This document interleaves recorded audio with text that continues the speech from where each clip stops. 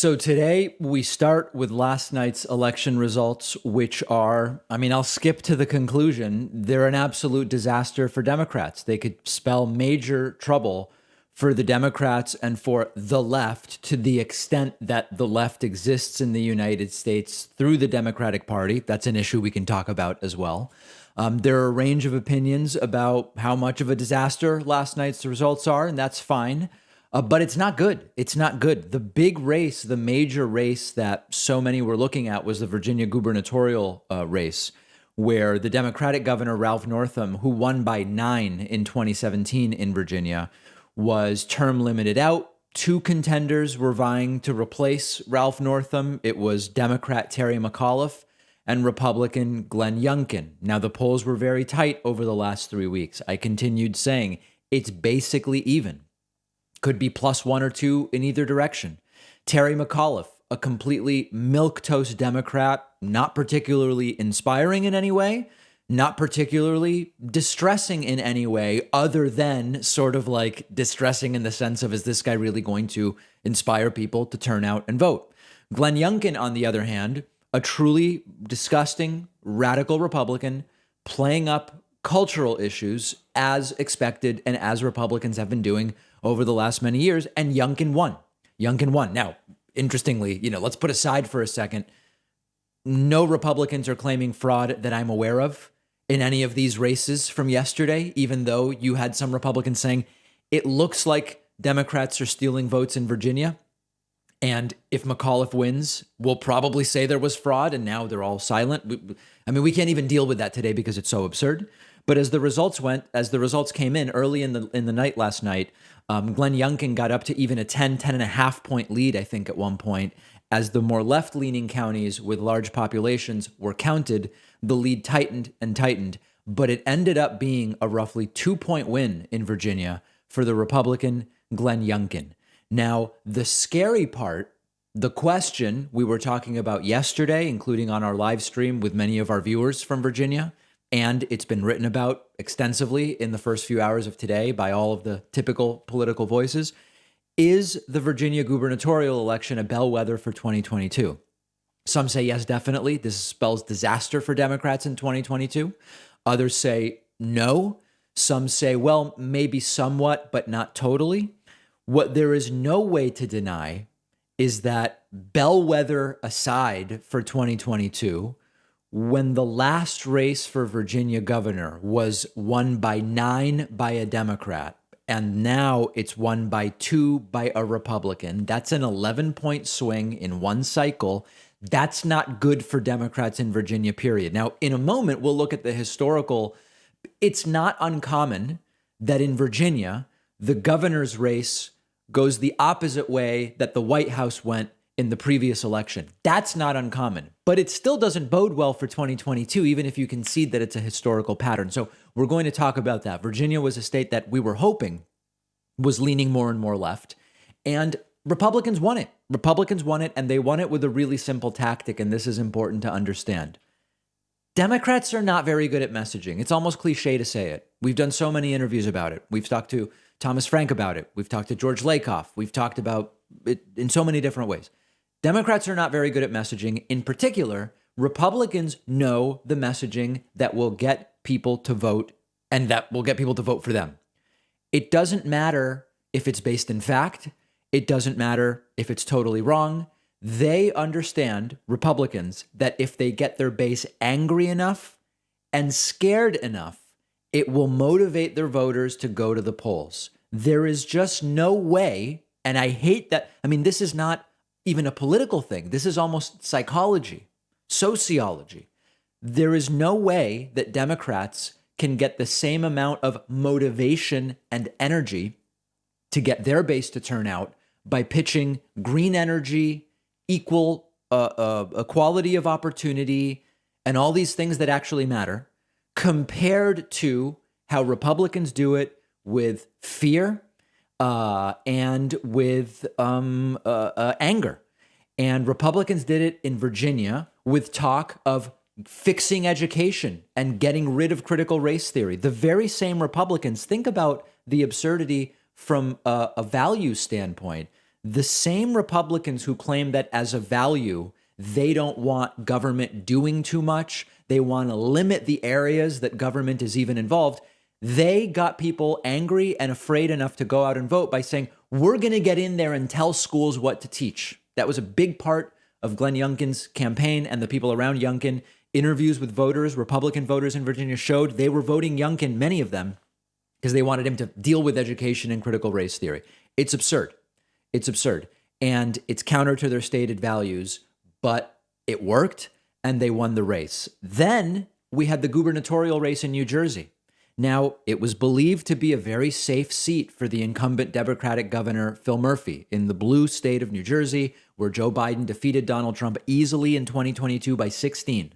Biden beat Trump by 16 in Jersey in 2020. And Phil Murphy did jump out to a big lead up front. But then as the night went on and we watched the results come in, the Republican challenger gained and eventually took a 2-point lead. Now, as more votes came in overnight, I just looked at it, and hopefully this is not outdated by the time you listen to today's show, but as of just 15 minutes ago, the race has not been called. And with 92% reporting, Phil Murphy is back in the lead, but by 0.06%. That's not 0.6%. It's 0.06%, about 1,300 votes, 8% of the ballots still to be counted. Now, if Democrats lose the New Jersey governorship, it's a disaster.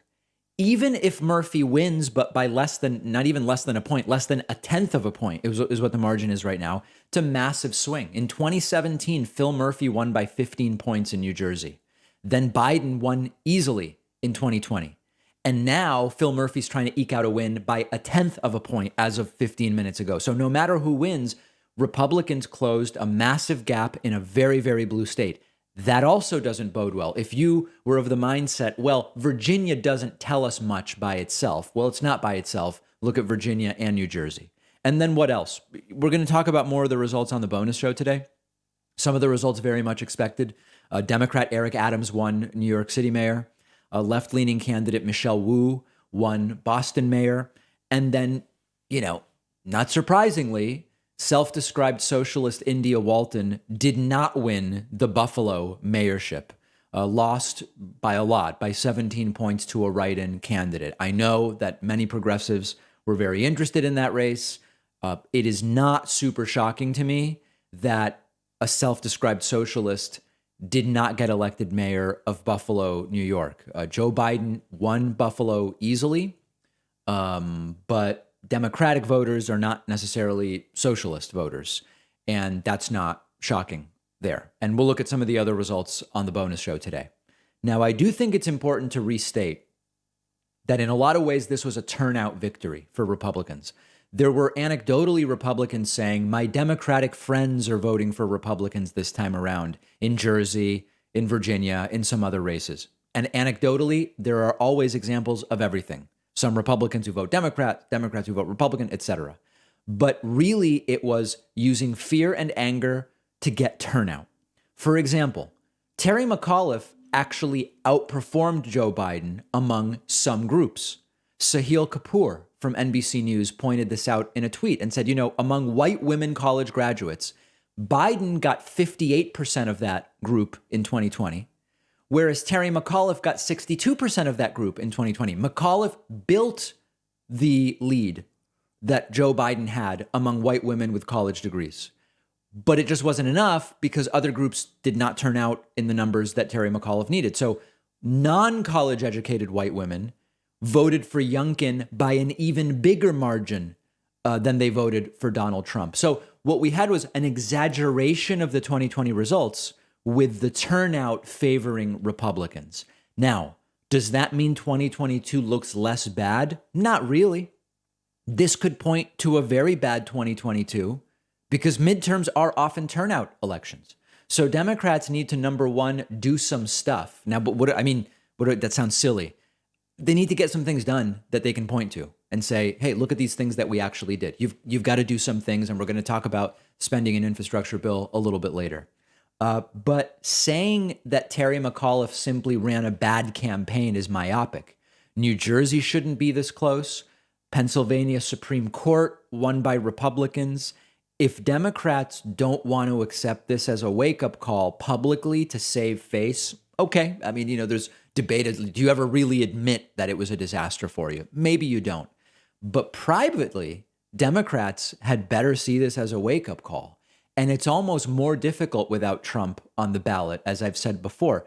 It's harder to say, even though we haven't done much, vote for us anyway, when Trump's not there. When it's Trump, when it's overtly a referendum on Trump, the "we aren't Trump" message makes more sense because Trump is such a train wreck. Even if you don't have that much that you've done to point to, you're not Trump. You're not crazy in that way. When there's no Trump, it's, well, we're better than these other Republicans who also aren't Trump. It's weak in terms of messaging. It's weak in terms of framing. And there's a very good article in The Atlantic this morning by Elaine Godfrey and Russell Berman called "If Democrats Can Lose Virginia, They Can Lose Almost Anywhere," which points out that Youngkin neither repudiated nor embraced Trump. He really didn't do either. He actually kind of played coy with Trump, and we talked about this all along. And Republicans ended up winning that race. Now, let me now, after everything I've said about how disastrous this could be, let me just present to you the least disastrous interpretation, just so you know that there is one, and it would be the following. It's really common that in Virginia, the governorship goes to the opposition party when there's a new president. So when Carter won in the next election, Virginia gubernatorial went to Republicans. When Reagan won, it then went to Democrats. When Bush Sr. won, it then went to Democrats. When Clinton won, it switched to Republicans. When George W. Bush won, it switched to Democrats. When Obama won, switched to Republicans. And now, same with Trump, switched to Democrats. And now we have Biden wins and it switches to Republicans. So if you want to point to that and say that's how Virginia works, it's not really a big concern. You can find a justification in the history to make that claim. But with the New Jersey numbers not looking good, and with some of these other things not looking good, I certainly wouldn't be taking that chance. And it's a completely plausible scenario. Can't yet say likely. A lot of things need to happen. We've got a year until the 2020 midterms, which I think are really going to get going in late February, early March. It could be an absolute bloodbath for Democrats in 2022. If Biden then does not run for re-election, which is plausible, and then you've got, like a not super popular Kamala Harris as the nominee, there could be a scenario, and I always want to balance being realistic, but not being alarmist, but not downplaying things. We could have a scenario where 2022 is a disaster for Democrats, 2024 is a disaster for Democrats, and you end up with Democrats trying to take control back of something in 2026 after Republicans have gotten a lot of opportunity to do some serious damage to this country, damage that will take, to 2030 to start undoing. I mean, it's a grim and dark potential path. And that's why it's important to see every single one of these elections in context. So let me know your thoughts. Let me know your interpretation. We're going to have more on some of the minor races on today's bonus show, which you can get access to by becoming a member at joinpacman.com. And you can find me on Twitter at dpacman and let me know your interpretation, your analysis of yesterday's election results. One of our sponsors is Kamikoto, making elegant, high-end, beautiful Japanese steel kitchen knives using traditional techniques from Honshu, Japan. I've been a big fan of Japanese kitchen knives for a long time. They have some great advantages. When you look closely at a Kamikoto knife, you see the quality of the ironwork. They only use Japanese steel. Every knife comes in a perfect heavy-duty ash wood box, makes storage really easy. It looks great in your kitchen or drawer. The balance of the knives is just amazing. I've been using them for everything. Every knife comes with a lifetime guarantee. On their website, you can see the complete list of chefs at Michelin star restaurants who use Kamikoto. And through this partnership they're doing with us, Kamikoto is giving you $50 off on top of their other special offers. Just go to kamikoto.com/Pacman and use the code Pacman for $50 off. The link is down below.